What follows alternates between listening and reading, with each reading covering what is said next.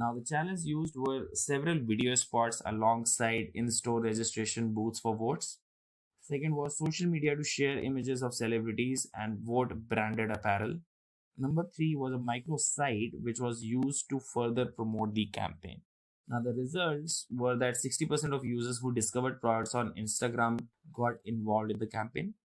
75% of users took action after seeing the Instagram post. Now, video spot was also shared on Facebook. 64% of consumers stated that after watching their video, consumers were motivated to buy the products.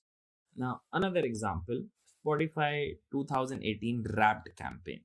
Spotify launched a personalized 2018 Wrapped campaign to celebrate each subscriber's listening habits. So what they did was that once the 18 year was over, they said that this year you listen to 6,207 different songs on Spotify. So they